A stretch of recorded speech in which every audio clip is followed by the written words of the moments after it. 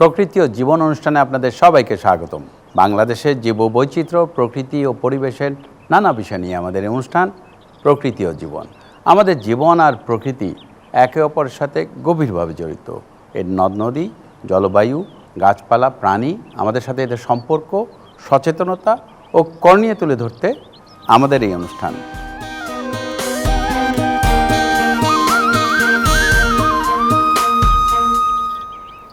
বাংলাদেশে বর্ষাকাল অন্যতম গুরুত্বপূর্ণ একটি ঋতু। বৃষ্টি রুক্ষ প্রকৃতিতে প্রাণের স্পন্দন নিয়ে আসে। বাংলার সবুজ প্রকৃতিকে করে তোলে সজীব ও সতেজ। প্রকৃতির সাথে বৃষ্টির এক নিবিড় সম্পর্ক রয়েছে। আমাদের বাংলা সাহিত্যেও বৃষ্টির কথা উঠে এসেছে অসংখ্যবার। আমাদের আজকের পর্ব বৃষ্টি ও প্রকৃতি নিয়ে। এ বিষয়ে আলোচনা করব কথা সাহিত্যিক ইমদাদুল হক মিলনের সাথে। তবে তার আগে চলুন দেখে আসি প্রকৃতি ও জীবন দলের বৃষ্টি ও প্রকৃতি নিয়ে কিছু তথ্য ও চিত্র।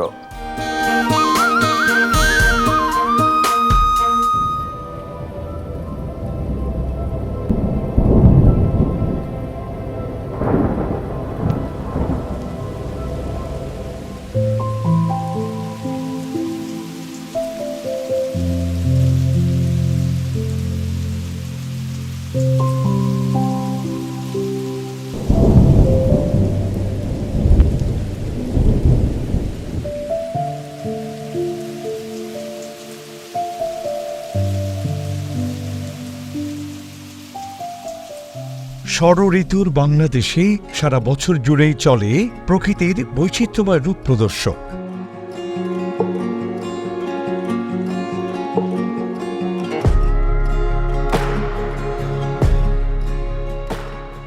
তবে বৃষ্টির সাথে বাংলার প্রকৃতির রয়েছে নিবিড় সম্পর্ক।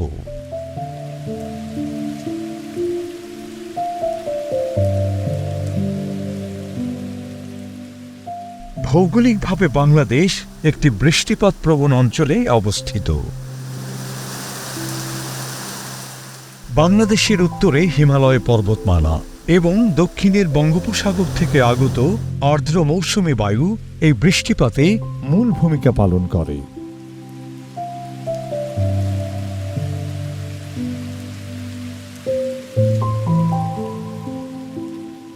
বাতাসে থাকা জলীয় বাষ্প ঘনীভূত হয়ে মেঘমালা সৃষ্টি করে।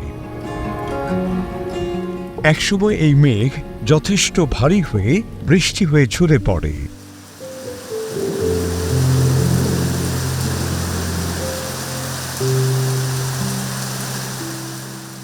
বর্ষা মৌসুমে বঙ্গোপসাগরে সৃষ্ট নিম্নচাপ এবং সমুদ্র থেকে উত্তরের দিকে প্রবাহিত আর্দ্র মৌসুমী বায়ু বৃষ্টিপাতের মূল কারণ। এছাড়াও দেশের উত্তর পূর্বাঞ্চলে বেশি বৃষ্টিপাতের পেছনে মেঘালয় পর্বতমালার প্রভাব রয়েছে। সুপেয় পানির অন্যতম উৎস এই বৃষ্টিপাত।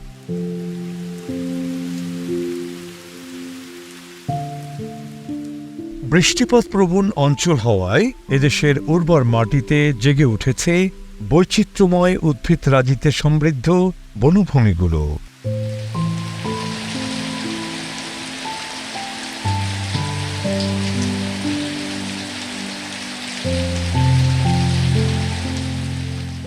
কৃষিখাতেও বৃষ্টিপাতের অত্যন্ত গুরুত্বপূর্ণ ভূমিকা আছে।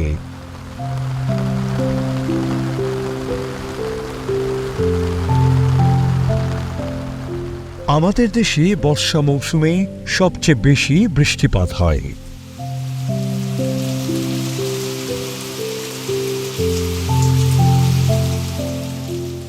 ঋতুচক্রে বর্ষা আসে প্রকৃতির এক অনন্য ঋতু হয়ে।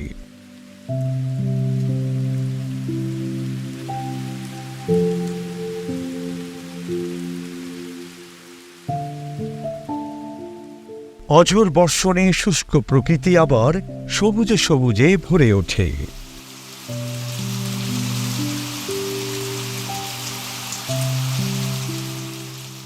গাছে গাছে সবুজ পাতা আর রং বেরঙের ফুলের সমারোহে বর্ষায় প্রকৃতি পায় আলাদা রূপ যৌবন।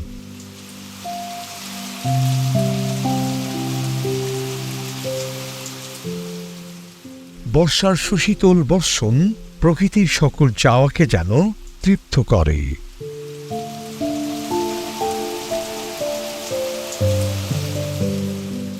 অবিরাম বৃষ্টিতে কানায় কানায় ভরে ওঠে নদ নদী, পুকুর, নালা, হাওর, বিলসহ ছোট বড় সকল জলাশয়।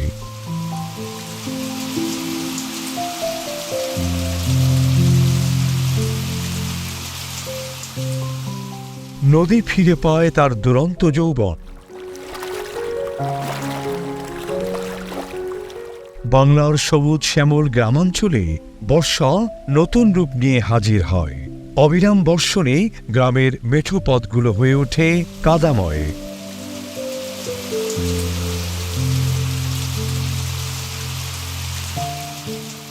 বৃষ্টি শুরু হলেই গ্রামের কিশোরেরা মাঠে ছুটে যায় খেলতে। অনেকেই আবার বৃষ্টির মাঝে পুকুর, বিল বা নদীতে গিয়ে দল বেঁধে সাঁতার কিংবা খেলায় মেতে ওঠে।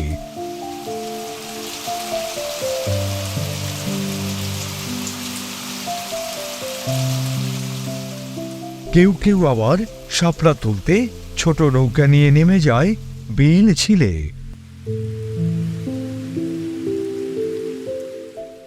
সবুজ ধানের শীষগুলো রিমঝিম বর্ষায় দুলতে থাকে। বৃষ্টি শেষে রোদ উঠলে শীষের ওপর বিন্দু বিন্দু জল মুক্তোর মতো ছিকমিক করতে থাকে। জলাশয়গুলোতে মাছের আনাগোনা বেড়ে যায়। ঝিরে ঝিরে বৃষ্টিতে ছিপ কিংবা জাল নিয়ে মাছ ধরতে বসে অনেকে।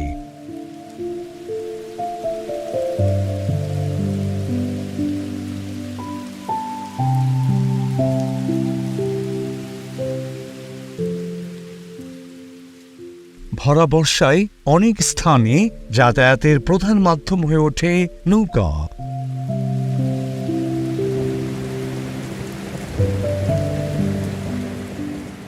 বৃষ্টির পানিতে মাটি নরম হয়ে ফসল উৎপাদনের উপযোগী হয়।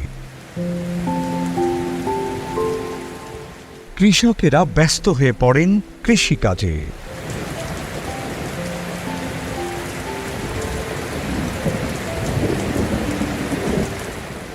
শহরাঞ্চলে বৃষ্টি কিছুটা ভিন্ন রূপে ধরা দেয়। বৃষ্টি হলে গ্রামাঞ্চলে যে অপরূপ শোভা দেখা যায় তা শহরে থাকে অনুপস্থিত।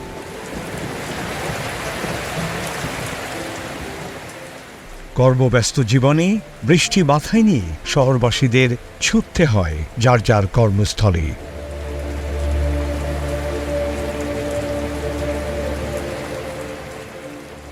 নাগরিক জীবনে বর্ষা বেশিরভাগ সময় বিরক্তি ও যন্ত্রণার কারণ হয়। যদিও শহরের তপ্ত আবহাওয়া অনেকটা শীতল হয় বাড়িধারায়, তবু তার সাথে আসে নানা রকম ভোগান্তি। অবিরাম বর্ষণে শহরের জায়গায় জায়গায় পানি জমে, তলিয়ে যায় পিচ ঢালা রাস্তা, সৃষ্টি হয় যানজটের।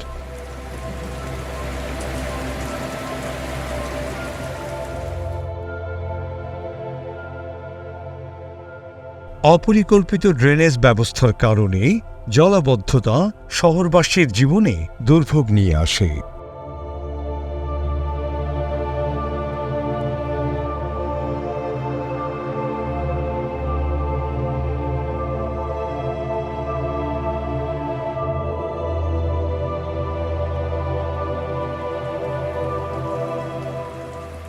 বর্ষাকালে বৃষ্টি ভেজা বাতাসে ভেসে বেড়ায় বিচিত্র সব ফুলের সুবাস।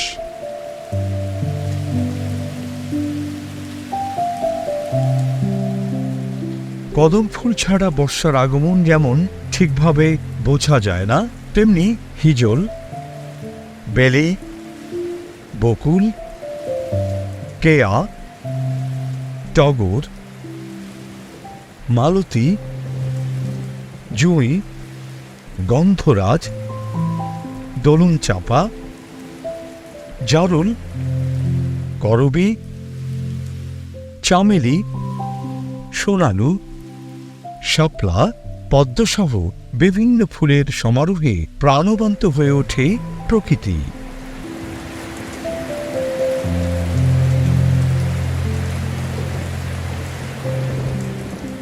বৃষ্টি বিভিন্ন বন্যপ্রাণীর আচার আচরণেও নিয়ে আসে পরিবর্তন।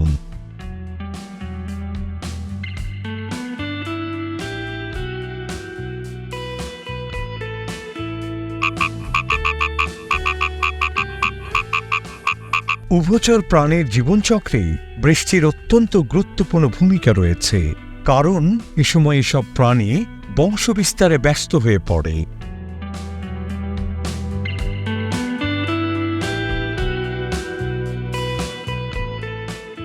তবে পাখি ও অন্যান্য বন্যপ্রাণী বৃষ্টির সময় নিরাপদ আশ্রয় খুঁজে নেয়।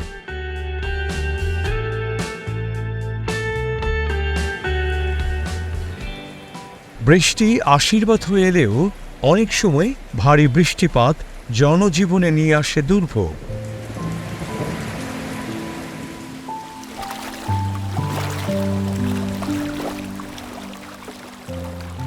একটানা ভারী বৃষ্টিপাতের ফলে দেশের নিম্নাঞ্চলগুলো প্লাবিত হয়।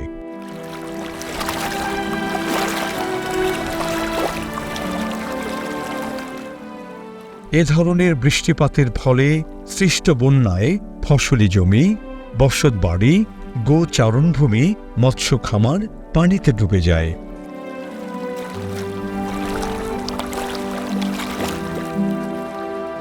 আকস্মিক বন্যায় আশ্রয়হীন হয়ে পড়ে অসংখ্য মানুষ, ক্ষতিগ্রস্ত হয় দেশের অর্থনীতি।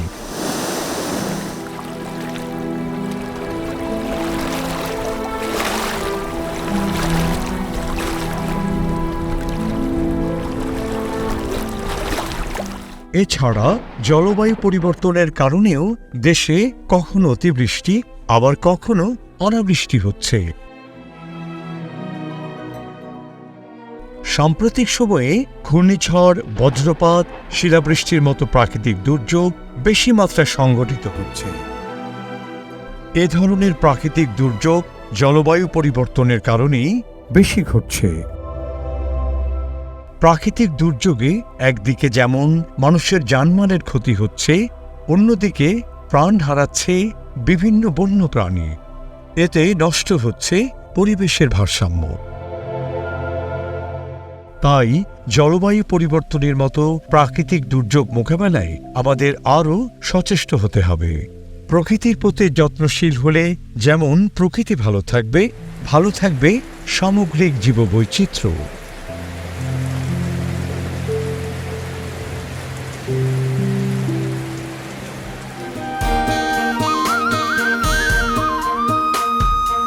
দর্শক মণ্ডলী, আমরা তখন দেখলাম বৃষ্টি ও প্রকৃতি নিয়ে বিস্তারিত প্রতিবেদন। এবার কথা বলবো আমাদের আজকের অতিথি কথা সাহিত্যিক ইমদাদুল হক মিলনের সাথে। মিলন, কেমন আছো? ভালো। তুমি? আমি ভালো। তুমি তো লিখে যাচ্ছ বহু বছর ধরে এবং নানা বিষয় নিয়ে লিখেছো। আমাদের একটু বলবে যে বাংলা প্রকৃতিতে বর্ষাকাল কেন এত গুরুত্বপূর্ণ ঋতু, আর বর্ষার বাংলার চিরায়িত যে রূপ সেটা নিয়ে একটু বলো আমাদের। আমার ছেলেবেলাটা যে এলাকায় কেটেছে, আমি সবসময় ছেলেবেলার উদাহরণ দিই এই জন্য যে আমি আমার ছেলেবেলায় বা তুমি তোমার ছেলেবেলায় যেরকম বর্ষা দেখে আসছো, সেই বর্ষাকালটি এখন আর নেই। জলবায়ু পরিবর্তনের সঙ্গে সঙ্গে অনেক কিছু আমরা হারিয়ে ফেলেছি। আমার মনে আছে আমার ছেলেবেলায় আমি যেই গ্রামটিতে থাকতাম সেটা এই পদ্মা সেতুর খুব কাছের একটি গ্রাম, মেদিনী মণ্ডল। সেই গ্রামটাতে আমি লক্ষ্য করতাম যে জ্যৈষ্ঠ মাসের মাঝামাঝি সময় থেকে বৃষ্টি শুরু হয়ে যেত, মানে আমরা বলতাম বর্ষার বৃষ্টি, এবং খালগুলো দিয়ে পদ্মার পানি ঢুকে যেত গ্রামে। আস্তে আস্তে মাঠঘাট সব ভেসে যেত, এমনকি বাড়ি ঘরেও পানি ঢুকে যেত। আর যে বৃষ্টি হচ্ছে তো হচ্ছেই 10 দিন, 12 দিন, 8 দিন ক্রমান্বয়ে বৃষ্টি, প্রবল বৃষ্টি। ধরো আষাঢ় মাস নিয়ে একটা প্রবাদ ছিল যে আষাঢ় মাসের বৃষ্টিতে নৌকোর আগা ভেজে তো পাছা ভেজে না, কারণ আষাঢ়ের বৃষ্টি ঝুপ করে একটা দিকে নামে আবার চলে যায়। তো সেই জন্য এই প্রবাদটা প্রচলিত আছে। কিন্তু আমি আমার ছেলেবেলায় যে বর্ষাকাল দেখেছি, শ্রাবণ মাসে অবিরাম বৃষ্টি হচ্ছে, নৌকো ছেড়ে এক বাড়ি থেকে আরেক বাড়িতে যাওয়া যাচ্ছে না, মানুষ মাছ ধরছে, মানুষের জীবন স্থবির হয়ে গেছে, আউশ ধান কাটার সময় হয়ে গেছে, পাট কাটার সময় হয়ে গেছে। এরকম একটা বর্ষাকাল আমি দেখেছি, এবং এই বর্ষা বাংলা সাহিত্যে খুব প্রভাব ফেলেছে। তুমি যদি রবীন্দ্রনাথের কথা ভাবো, বিশেষ করে বর্ষা বন্দনা রবীন্দ্রনাথের কবিতায়, গানে ব্যাপকভাবে আমরা পাই। আজি ঝড়ো ঝড়ো মুখরো বাদর দিনে, এবং অনেক কবিতা বর্ষা নিয়ে, অনেক গান বর্ষা নিয়ে। আমাদের কবি লেখকরা এরকম একটি বর্ষাকাল দেখেছেন। জীবনানন্দ দাশ বা প্রকৃতিপ্রেমী যে বাঙালি কবিরা আছেন, তাদের প্রত্যেকের লেখায় ব্যাপকভাবে কিন্তু এই বর্ষাকালটা এসেছে। সুতরাং বাংলা সাহিত্যে বর্ষার প্রভাবটি খুব ব্যাপক। আচ্ছা, এই যে ছোটবেলা থেকে আমরা দেখে আসছি বর্ষার এই নানা রূপ, সেই রূপের আর সাহিত্যে সেই জায়গাটায় এই দুটো জিনিসকে কিভাবে দেখো? আমার কয়েকটি উপন্যাসের কথা বলি। একটি উপন্যাসের নাম হচ্ছে ভূমিপুত্র। এই উপন্যাসটা ছিল পাট এবং ধান চাষিদের নিয়ে। এই বর্ষার মুখে মুখে যখন পাট কাটা হয়, পাটের আঁশটা কিভাবে ছাড়ানো হচ্ছে, পাট কিভাবে জাগ দেওয়া হচ্ছে, সঙ্গে সঙ্গে বৃষ্টি কেমন করে পাট ভিজিয়ে দিচ্ছে। পাট তো শুকাতে হয়, ধরো বাঁশের মেয়েরা যেভাবে চুল শুকায়, পাটের আঁশ কিন্তু অনেকটা ওই পদ্ধতিতে শুকাতে হয়। তো সেই সময় পাট জাগ দেওয়া হতো যখন বর্ষার পানি ঢুকছে খাল দিয়ে, সেই খালগুলোতে। কেন? সেই খালে একটা স্রোত থাকতো। আমি এবার লক্ষ্য করলাম যে প্রায় এরকম রিপোর্ট বেরোচ্ছে যে আমাদের উত্তরবঙ্গের চাষিরা পাট জাগ দেওয়ার জায়গা পাচ্ছে না, পানি পাচ্ছে না। মানে পানির দেশের পানির অভাব পড়ে গেছে। বাংলাদেশ তো পানির দেশ, 1300 নদীর দেশ ছিল। এখন কত নদী ধুকে ধুকে আছে, কত নদী মরে গেছে, তার সঠিক হিসাবটাও নেই। তো এই যে পাটের দুর্দিনটা শুরু হয়েছে, আমি কয়েকদিন আগে কুষ্টিয়ায় গিয়েছিলাম, গোয়ালন্দ রাজবাড়ি অঞ্চল হয়ে গেলাম, এবং আমি লক্ষ্য করলাম ছোট ছোট জলাশয়ে ডোবা নালার মধ্যে পাট জাগ দেওয়া হয়েছে। কোথাও কোথাও পাট ডোবে না, তার উপর বস্তায় মাটি বা ইট ভরে চাপা দিয়ে পাটগুলোকে ভেজানো হয়েছে। এই যে অবস্থাটা, এই অবস্থা তো আমাদের ছেলেবেলায় ছিল না। কিন্তু সাহিত্যের কাজটা কি? ভূমিপুত্র উপন্যাসটির কথা আমি কেন বললাম? ভূমিপুত্র উপন্যাসের সেই সময়কার বাংলাদেশের বর্ষার জীবনটা বলা হয়েছে, চাষিদের জীবনটার কথা বলা হয়েছে। আরেকটি উপন্যাস আছে আমার, নাম হচ্ছে বাঁকা জল। রবীন্দ্রনাথের কবিতা থেকে নেয়া, চারিদিকে বাঁকা জল করিছে খেলা। এই যে বাঁকা জল উপন্যাসটি, সেখানেও কিন্তু বর্ষার বর্ণনা আছে ব্যাপকভাবে। বিক্রমপুর মুন্সিগঞ্জ এলাকায় আমি বর্ষার জীবনটা দেখেছি, সেটি নিয়ে আমি বাঁকা জল উপন্যাসটি লিখেছিলাম। যে মানুষের বাড়িঘর ডুবে যাচ্ছে, বন্যার পানি মানে জীবনের গভীর দিয়ে যেমন অনেক সম্পর্কের জাল ছুটে চলে যায়, অনেক সম্পর্কের জটিলতা ঢুকে যায় গ্রামের ভেতরে, বর্ষার জলে এভাবে ঢুকে যাচ্ছে জীবনের ভেতরে, মানুষের আঙিনার ভেতরে। সব কিছু মিলে আমার লেখায় বিশেষ করে বর্ষা এবং শীতের প্রভাবটা অনেক আমি লিখেছি। এই সময়টা নিয়ে আমি অনেক লিখেছি। আচ্ছা, এই যে বৃষ্টির সাথে আমাদের জীবন আর জীবিকার যে সম্পর্ক, এটা নিয়ে একটু বলবা? তুমি লক্ষ্য করেছো, তুমি যেহেতু এই বিষয়গুলো নিয়ে কাজ করো বাবু, তুমি খুব ভালো করেই জানো যে বৃষ্টি কতটা প্রয়োজনীয় একটা দেশের জন্য, বিশেষ করে চাষবাস করে যেই দেশ বেঁচে থাকে, যেখানে সিংহভাগ মানুষ চাষের উপর নির্ভর করে, এটা বলার অপেক্ষা রাখে না। কিন্তু আমরা গত কতগুলো বছরে এই বিশ্বের জলবায়ু পরিবর্তনের ফলে বাংলাদেশেও এমন একটা প্রভাব দেখি যে বর্ষাকালে বৃষ্টি নেই, দিনের পর দিন বৃষ্টি হয় না, হয়তো ছিটে ফোঁটা হয়, কোথাও কোথাও বর্ষাকালে আমরা খরা লক্ষ্য করছি, মাটি শুকিয়ে গেছে। তো এই যে অবস্থাটা হয়েছে, এটার থেকে আসলে যদি তুমি পরিত্রাণের কথা বলো, পরিত্রাণের কথা বলতে গেলে মানুষের সচেতনতা ছাড়া পরিবর্তনটা সম্ভব না। সাহিত্যে কিভাবে এটার ভূমিকা রাখতে পারে, মানে সাহিত্য কি করে এই জনসচেতনতাটা বাড়াতে? শোনো বাবু, সাহিত্য কখনো সরাসরি মানুষের জীবন বদলে দিতে পারে না। সাহিত্য তোমার অন্তরের জায়গাটা বদলে দেবে। তুমি একটি কবিতা পড়বে, ধরো আমাদের ছোট নদী চলে বাঁকে বাঁকে, বৈশাখ মাসে তার হাঁটু জল থাকে। আমরা এই কবিতাটার মধ্য দিয়ে একটি বর্ণনা পাই, যেটা হাঁটু জলের নদী, বৈশাখে তার এই অবস্থা, তারপরে এই অবস্থা। কিন্তু এটাকে যদি তুমি গভীরভাবে ভাবো, তাহলে এটা আমাদের জীবনের কথাই বলা হয়েছে, যে আমাদের জীবন নদীটা বাঁকে বাঁকে চলে। তো তুমি সাহিত্যের কাছে কিন্তু সরাসরি তুমি সেভাবে কোনো কিছু আশা করবে না। সাহিত্য তুমি পড়বে, সাহিত্য তোমার অন্তরটা বদলে দেবে, যে আলোকিত অন্তর, সেই অন্তর নিয়ে তুমি কাজটা করবে। সাহিত্য একটু মানে ভেতর থেকে বদলটা ঘটায়, সরাসরি না। আমাদের কি করা উচিত, তোমার সাজেশন? আমি মনে করি সাহিত্য পাঠের কোনো বিকল্প নেই। আমি শুধু এটুকুই বলতে চাই যে বইটা পড়েন, যে যেখানে যেভাবে পারেন বইটা পড়েন। বই পড়লে যেটা হবে, আপনি বুঝতে পারবেন পৃথিবীর জন্য কি করণীয়, আপনার দেশের জন্য আপনার কি করণীয়, এই প্রকৃতিকে রক্ষা করবার জন্য আপনার কি করণীয়। আর প্রকৃতির কাছে যেতে হবে। আমরা তো প্রকৃতির মধ্যেই বড় হয়েছি, আমরা তো নদীর মধ্যে বড় আমাদের হয়েছি। ছোটবেলা আর আজকের আমাদের এই প্রজন্মের ছোটবেলা তো অনেক একেবারে অনেক- একরকম না। আমাদের হ্যাঁ। ছেলে মেয়েরাই তো জানে না যে বর্ষাকালটা গ্রামে কিরকম হয়। বাংলাদেশ তো গ্রাম নির্ভর দেশ, গ্রাম প্রধান দেশ। তো সেই দেশে যে মানুষ গ্রামের বর্ষার সৌন্দর্য না দেখেছে, বর্ষার বিল যে না দেখেছে, বর্ষার ধানি মাঠ যে না দেখেছে, বর্ষার নদী যে না দেখেছে, বর্ষার খাল বিল যে না দেখেছে, তো তার তো অনেক কিছু জীবনে দেখা হলো না। অবশ্যই। অনেক ধন্যবাদ, অনেক কিছু জানা গেল তোমার কাছ থেকে। অনেক ধন্যবাদ বাবু। আমি খুব আগ্রহ নিয়ে তোমার এই অনুষ্ঠানটিতে অংশগ্রহণ করেছি, আগেও, আজকেও সেই আগ্রহটা আমার ছিল। তোমার সঙ্গে কথা বলে আমি খুব আনন্দিত হয়েছি। দর্শক মণ্ডলী, প্রকৃতি ও জীবন অনুষ্ঠানের এবারের সেগমেন্টটি হচ্ছে আপনি জানেন কি। চলুন জানা যাক বৃষ্টি ও প্রকৃতি নিয়ে কিছু তথ্য। আপনি জানেন কি, বাংলাদেশে মৌসুমী বায়ুচক্রের সূত্রপাত হয় প্রায় 1,20,00,000 বছর পূর্বে হিমালয় পর্বতমালা সৃষ্টির সময় থেকে। বাংলাদেশে বাৎসরিক মোট বৃষ্টিপাতের 70 থেকে 80% সংঘটিত হয় বর্ষাকালে।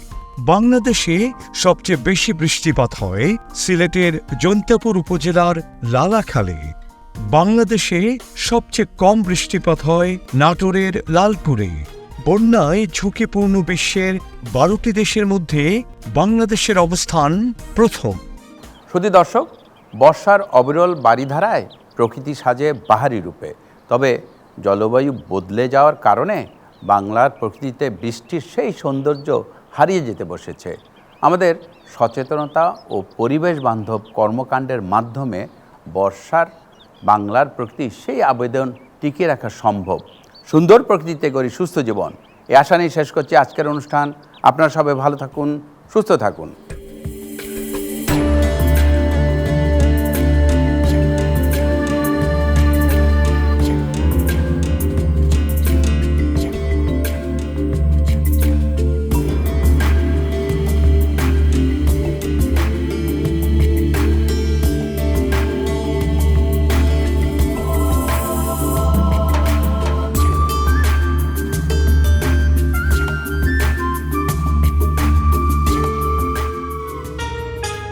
ফুল পাখি লতা পাতা ঘেরা প্রকৃতি ও জীবন। ও সুন্দর পৃথিবী, মায়াময় প্রকৃতি, বাসবো ভালো সারাক্ষণ। চাই চাই চাই সুন্দর পৃথিবী চাই, চাই চাই চাই সুস্থ পরিবেশ চাই। ফুল পাখি লতা পাতা ঘেরা প্রকৃতি ও জীবন। ও সুন্দর পৃথিবী, মায়াময় প্রকৃতি, বাসবো ভালো সারাক্ষণ। এসো হাতে হাত ধরে শপথ করে সুন্দর সুস্থ পরিবেশ গড়ি, সুন্দর সুস্থ পরিবেশ গড়ি, সুন্দর সুস্থ পরিবেশ গড়ি।